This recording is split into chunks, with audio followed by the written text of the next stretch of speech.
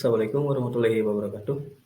Nama saya Egy Wahyadian dari kelompok 3 akan menjelaskan tentang materi internasional financial market.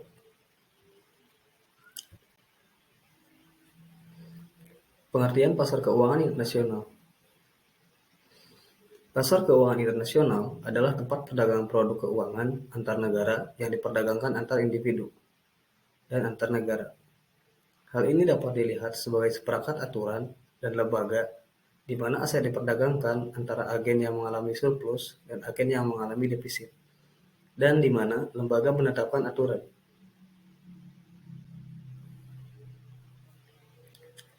Motif transaksi internasional financial market. Yang pertama, motif investor melakukan investasi di pasar internasional. A. Kondisi perekonomian. Perusahaan-perusahaan di negara tertentu biasanya mengharapkan kinerja lebih menguntungkan dengan beroperasi di negara lain. B. Harapan terhadap kurs falas. Kebanyakan investor membeli surat-surat berharga dalam mata uang yang nilainya diharapkan mengalami apresiasi terhadap mata uang negara si investor. Dari perspektif investor asing, kinerja investasi semacam ini amat tergantung dari pergerakan nilai mata uang.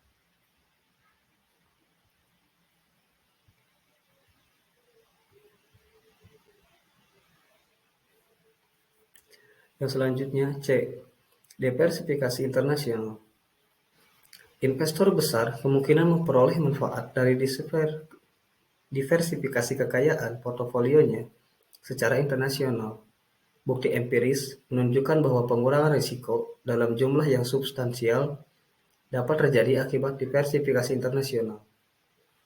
Manfaat berupa pengurangan risiko dapat dijelaskan dengan perbedaan kondisi ekonomi antar negara, sehingga seluruh portofolio seorang investor tidak hanya semata-mata tergantung pada kondisi perekonomian suatu negara.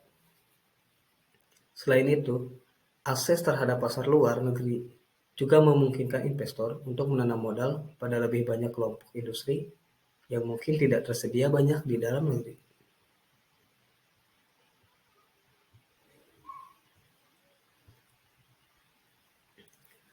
Dua, motif kreditor menyediakan kredit di pasar internasional. A. Tingginya tingkat suku bunga internasional. Banyak negara mengalami kekurangan dana yang dapat dipinjamkan, yang pada gilirannya menyebabkan suku bunga domestik relatif tinggi. Kondisi semacam ini akan mendorong kreditor asing untuk berupaya memanfaatkannya dengan menawarkan modal ke pasar negara tersebut.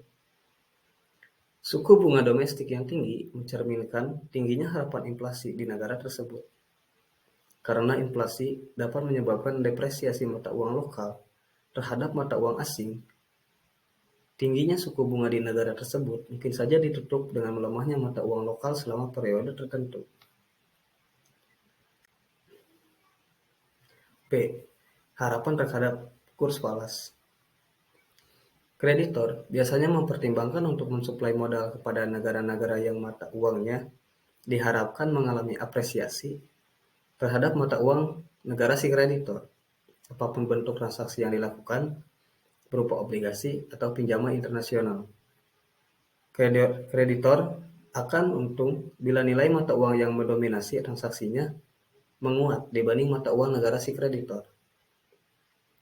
C. Diversifikasi internasional.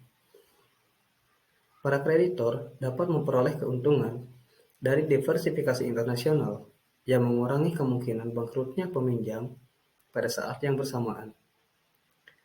Efektivitas dari strategi semacam ini tergantung dari korelasi kegiatan ekonomi antar negara. Diversifikasi antar negara akan kurang efektif bila negara yang bersangkutan cenderung mengalami siklus bisnis yang kurang lama.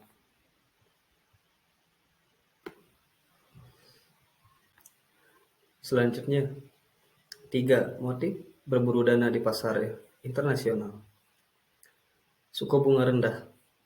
Rendahnya suku bunga di pasar internasional akan menarik para peminjam untuk berupaya meminjam dana dari para kreditor negara tersebut. Namun, suatu negara dengan suku bunga relatif rendah sering mengalami laju inflasi yang rendah pula. Karena perbedaan inflasi semacam ini dapat menimbulkan dorongan ke atas terhadap nilai uang asing. Setiap manfaat bagi peminjam dalam bentuk suku bunga yang rendah dapat dihilangkan dengan menguatnya suatu mata uang. B. Kurs falas. Peminjam yang mengharapkan suatu kurs mata uang asing akan mengalami depresiasi.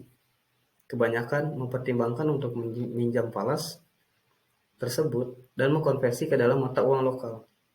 Tentunya, para peminjam itu juga mengharapkan kurs falas ketika dikonversi ke dalam mata uang lokal melebihi kurs ketika membeli kembali falas tersebut untuk membayar pinjaman.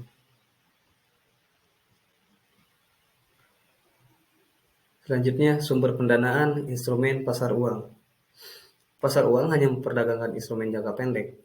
Oleh sebab itu, sumber pendanaan pasar uang merupakan sumber pendanaan jangka pendek. Berikut beberapa sumber pendanaan yang ditransaksikan dalam pasar uang.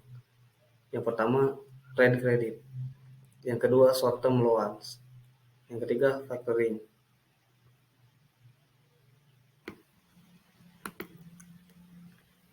Selanjutnya, faktor-faktor yang mendorong terciptanya integrasi internasional financial market.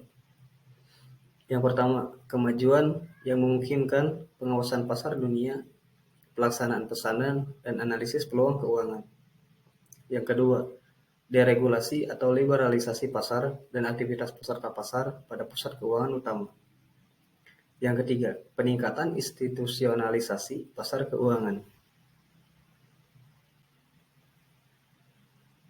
Selanjutnya, jenis-jenis internasional financial market. Yang pertama, pasar euro currency.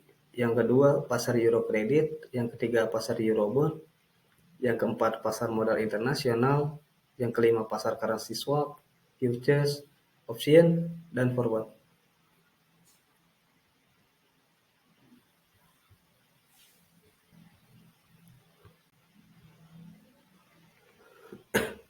Selanjutnya, studi kasus Deutsche Bank dan risiko spillover sistem keuangan.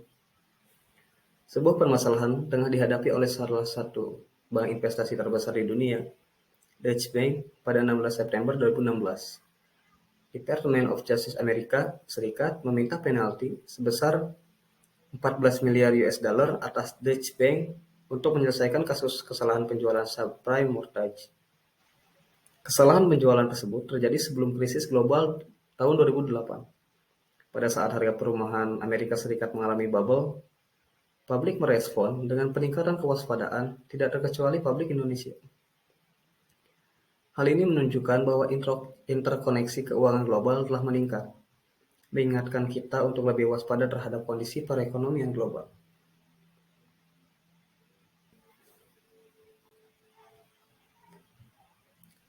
Tuntutan Department of Justice Amerika Serikat atas kasus kesalahan penjualan aset subprime mortgage tidak hanya dialami oleh Deutsche Bank.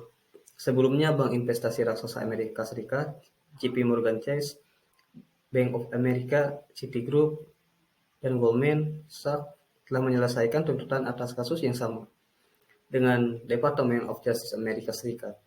Denda yang dibayarkan oleh bank-bank tersebut akhirnya berhasil dinegosiasi menjadi lebih sedikit. Seperti Citigroup yang hanya membayar denda sebesar 7 miliar US dollar atas tuntutan awal sebesar 12 miliar US dollar. Deutsche Bank menyatakan akan berusaha menegosiasi angka penalti tersebut hingga hanya menjadi 5,4 miliar US dollar. Hingga saat ini, usaha untuk menegosiasi besaran penalti yang diminta Department of Justice belum membuahkan hasil. Pasar merespon dengan kekhawatiran. Pasar merespon tuntutan tersebut secara negatif, terbukti dari merosotnya saham Deutsche Bank pada hari Selasa. Saham Deutsche Bank termasuk dalam kategori saham blue chip, yang menjadi andalan para investor karena likuiditasnya yang tinggi dan dikeluarkan oleh perusahaan yang terbukti sangat kredibel. Selain mengalami penurunan harga saham, harga kredit, default sub, atau obligasi Deutsche Bank mengalami peningkatan sebanyak 37 basis poin, menjadi 536 basis poin. Nilai tertinggi sejak 2007. Peningkatan ini menunjukkan naiknya persepsi resiko atas obligasi Deutsche Bank.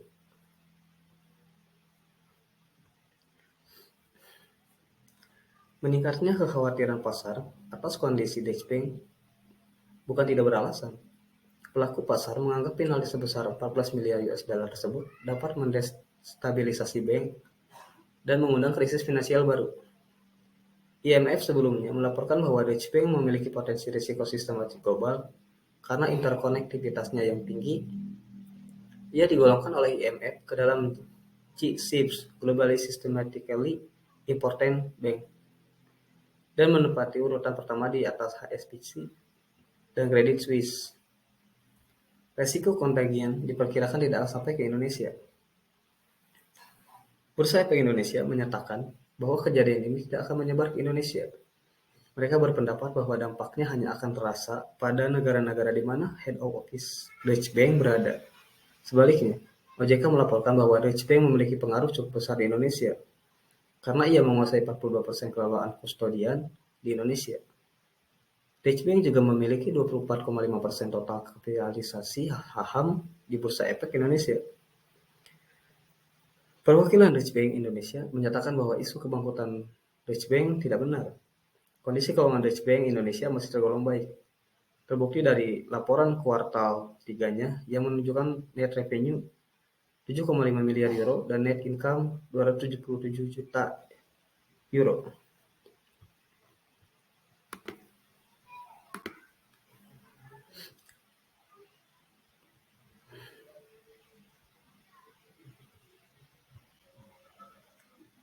Pelajaran yang dapat kita ambil dari kasus ini. Kasus Deutsche Bank ini menunjukkan bahwa kewaspadaan publik atas kesehatan institusi keuangan global semakin meningkat pasca krisis keuangan global tahun 2008. Publik merespon berita permintaan penalti kepada Deutsche Bank dari Department of Justice dengan kekhawatiran bahwa bank tersebut akan menjadi too big to fail dan mengakibatkan krisis keuangan. Tidak dapat dipungkiri, lembaga keuangan dan sektor perbankan merupakan bagian dari perekonomian yang paling rentan terkena krisis. Kerentanan ini salah satunya disebabkan oleh konsep fundamental perbankan yaitu liquidity mismatch. Aset tidak likuidnya ditopang oleh sekumpulan kewajiban yang sangat likuid. Sebuah shock pada persediaan kewajiban dapat mempengaruhi kesehatan aset perbankan. Sekian presentasi dari saya. Assalamualaikum warahmatullahi wabarakatuh.